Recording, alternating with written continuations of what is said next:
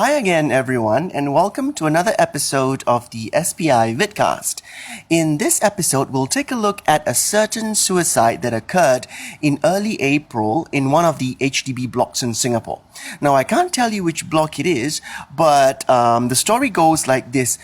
Someone who did not live in the block itself, a Chinese national, had jumped off the 12th story of this particular block and died at the foot of the block.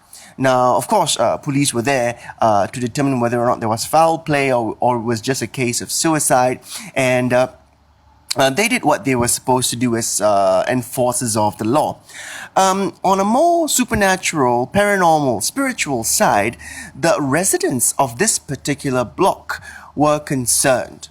Okay, because this is the fourth time that a suicide had occurred since the block was built, was constructed, was erected 18 years ago. Okay, so 4 suicides in 18 years can be considered to be quite a lot.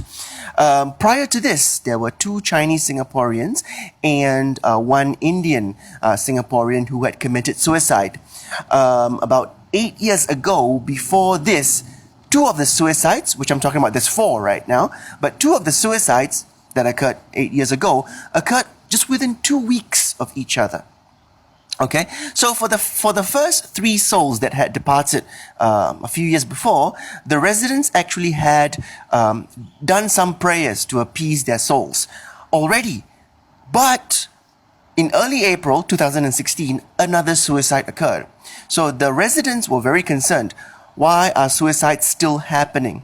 So they collected money from door to door and they called upon a Mahayana Buddhist priest to bring his congregation down to say some prayers to appease the soul of the one who recently passed away and to hopefully give blessings so that no more suicides occur in the block anymore. Now you can see from these pictures there are offerings that have been given. Here's a picture of Kuan Yin Ma, the goddess of mercy, with offerings on the table. Here is a scene of the prayers taking place.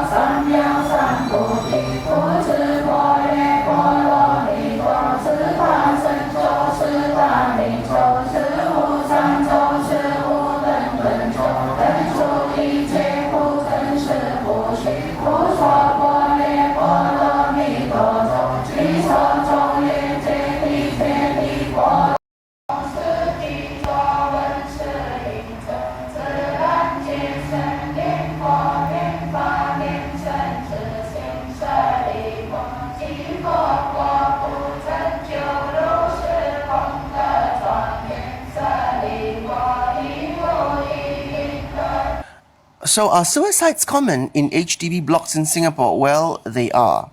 In the 70s, there were many older Chinese folk who jumped off buildings, who committed suicide because they felt that they were being a burden to their children. So in order to ease their children's burden, they would offer to kill themselves so that the children would not have to take care of them, would save on the medical costs, would save on the food costs and all that. Also, a few years ago, a primary 6 boy, a 12-year-old boy, had jumped off a building because he felt saddened about his PSLE, or primary school leaving examination results. Now, as always, suicides in HDB blocks in Singapore are always a cause of concern because suicides are deaths which they are not peaceful deaths, you know. They are not old people who died in their sleep. They are not people who battled cancer and eventually succumbed to it. They are people who were completely depressed or angry or sad or drunk or high on drugs and took their own lives, either by jumping off a block or by hanging themselves in the HDB apartments.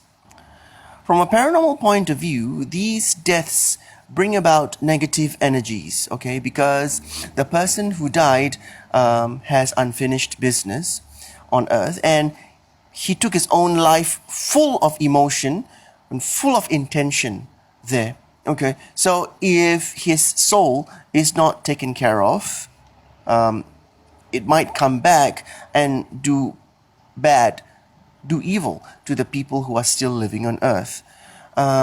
In Chinese belief too, if one is intent on taking revenge on somebody who has done wrong to one would commit suicide while wearing red. And one will definitely come back then, according to Chinese belief, one would come back then as a ghost to haunt the person who has wronged you. And so suicides, of course, cannot be taken lightly in paranormal terms. However, just so you know, maybe you don't know this, but just so you know, in legal terms in Singapore, suicides are considered a punishable crime. So if you don't die from the act of attempting suicide, you will be charged in court on criminal charges because suicides are considered to be a nuisance to the public. But that's just from the legal point of view. Okay? All right. Thank you very much for watching this month's episode of the SPI Vidcast. I will see you again next month. Thank you very much. Goodbye.